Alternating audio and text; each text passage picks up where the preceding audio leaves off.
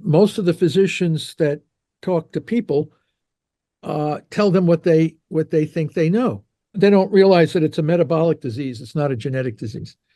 So, and I don't think they know that.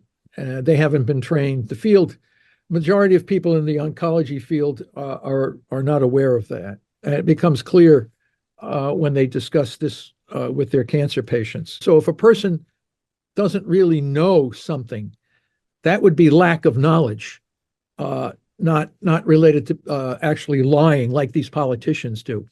Okay, so we know that. The great tragedy in my mind is the therapies that are offered to cancer patients are based on the conventional knowledge that cancer is a genetic disease. When you look at radiation and poisonous chemicals, we all know, everyone, even the oncologists know that that's not good. And there, by the grace of God, you might survive these very, very toxic treatments. Those toxic treatments were supposed to have been eliminated with the promise of the genomic investment in cancer. We've spent $100 billion on the Cancer Genome Project. The promise of the genome investment has not been coming, and it won't come because cancer is not a genetic disease. So, we have to continue to rely on very toxic treatments for cancer because the promise of the new precision medicines and personalized therapies have not been realized. We have almost 1,700 people a day dying from cancer in this country. That is about 70 people an hour. So in this discussion that we have, 70 people will be dead from cancer. Okay. And that just came out. We have cancer statistics just came out the other day, 2024 cancer statistics. And what they said is we've reduced cancer deaths by 30% since 1991. And that's because the anti-smoking campaign was started in 1991. So had we all continued to smoke, we would have 30% more cancer deaths than we have right now. So this doesn't speak to new therapies for people that already have cancer. It's the prevention. So if you stop smoking, you'll prevent a lot of different kinds of cancers. And people look to that as if we're making major advances in managing cancer. And the fact is, we're not.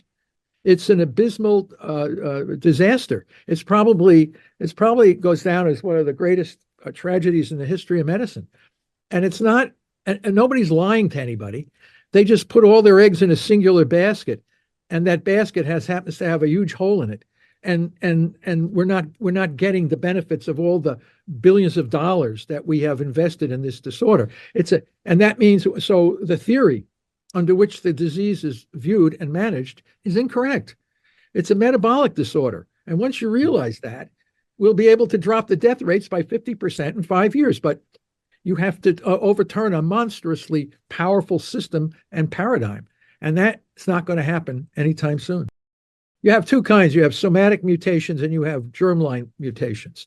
So germline mutations are those that are passed down within families. And you hear about the BRCA1 and you hear Li-Fraumeni and you hear a variety of other of these so-called. These are inherited risk factors. They are secondary risk factors. The primary risk factor is damage to the ability of the cell to generate energy through oxygen. So when you see these mutations in families, like the BRCA1 that you hear an awful lot about because of Angelina Jolie and others having breasts and ovaries and all this kind of stuff removed as a prophylactic because they carry the gene. But the issue is that only about 50% of the women that have that gene will actually go on to develop some sort of a tumor. 50% of them will not. And the answer is we're not really clear about that, but we know that every one of the women that did develop a breast tumor or an ovarian tumor or whatever that carried the gene, we always find that the cells are fermenting. They're using energy without oxygen.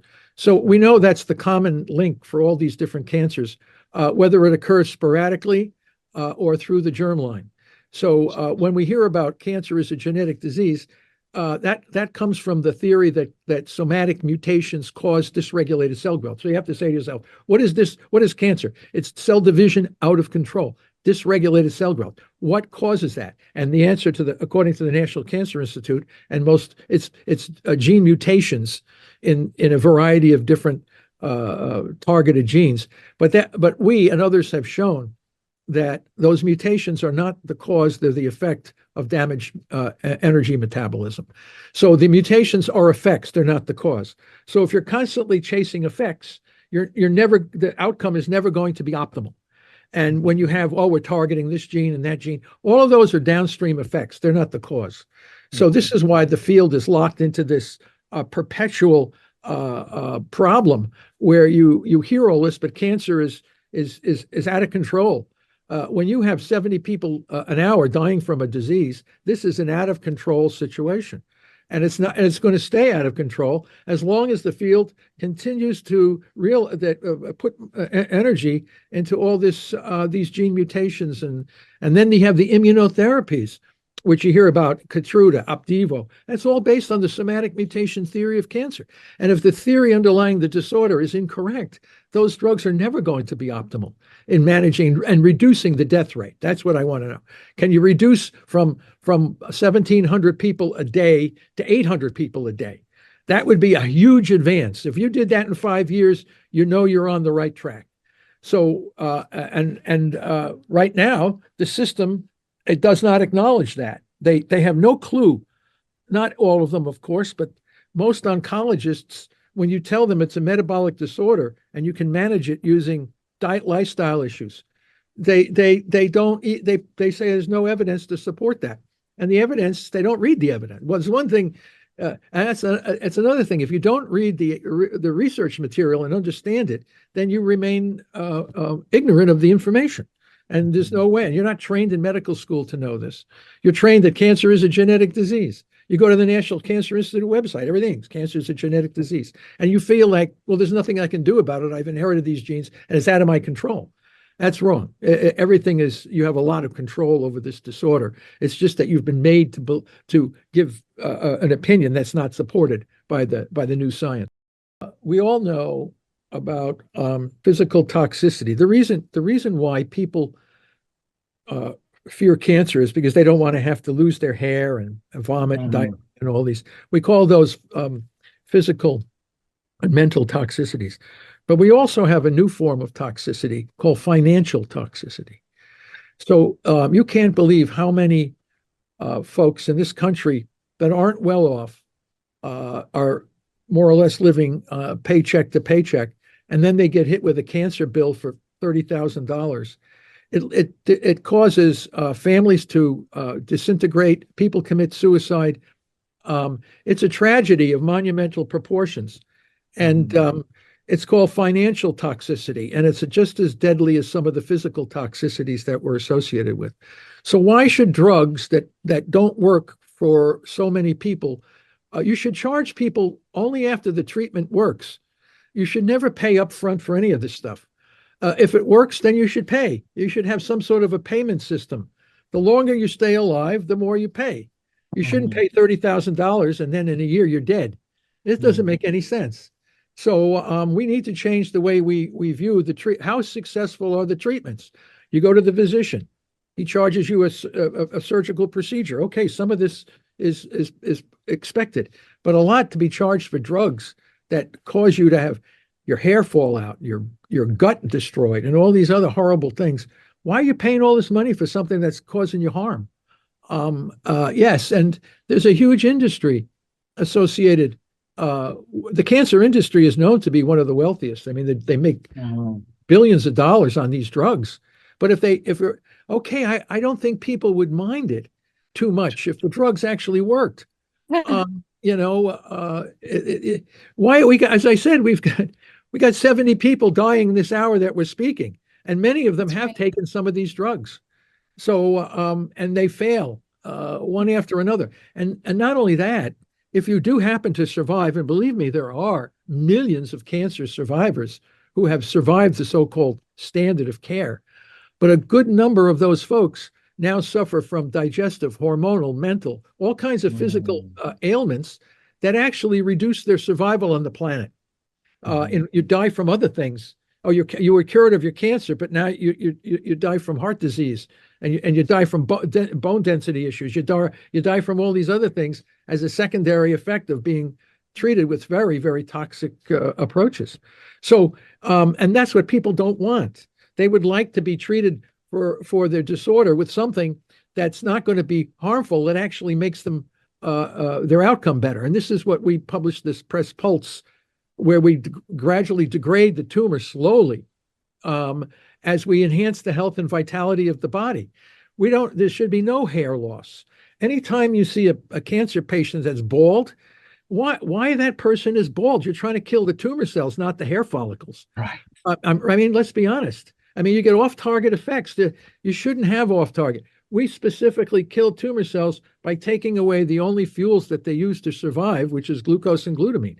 And the people get healthy. As you're degrading the tumor, you're also getting rid of a lot of other collateral problems like diabetes, high blood pressure, hypertension. A lot of these things go away along with the cancer. The problem right now is what I've just shared with you is not known or understood by the majority of healthcare providers in this country. The science is clear. The problem is the word is not out there, and people then run off to the oncologists. And when you ask them about metabolic therapy, metabolic oncology, they never heard of it. So how your very healthcare providers are almost clueless as to the biology of the disorder they're treating. If they don't know that it's a metabolic disorder, that's a tragedy.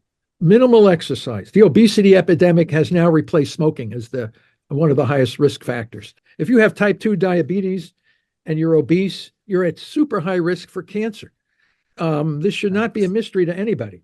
So in fact, as I said, we've managed a lot of with the smoking reduction, but now we're creeping up again with the obesity epidemic. We developed the glucose ketone index calculator, which allows anybody, whatever kind of a diet you want, Mediterranean diet, pescatarian diet, Paleolithic diet, all of these different kinds of diets, carnivore diets.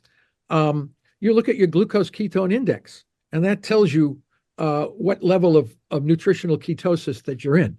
So we get people into nutritional ketosis, and then we attack the tumor cells using off-label, off-target drugs. That's another thing. The therapies that we use, these drugs are cheap. You can't make any money on them. You can't make money on any of the stuff that I'm talking about. So, and that's the great tragedy. And that's why it can never happen, because nobody can figure out how to make a buck on it. But we know it works, and it works really, really well. But there is a requirement here, and it's called personal discipline.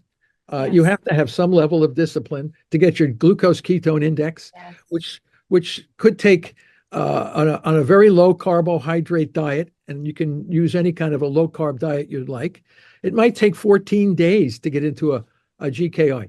And then we jump for a few days into water only fasting. And then we hit them with the drugs that actually hammer these tumor cells out of existence. Once you put the body in this new metabolic state, these tumor cells become extremely vulnerable to very small doses of various whole array of different kinds of drugs that go after the glucose and glutamine. It's an elegant, beautiful, non-toxic way to get rid of cancer, but it does require the patient to participate in the outcome.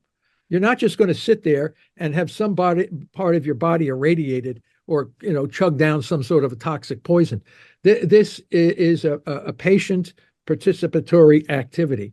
And I understand there are some people who choose to go standard of care.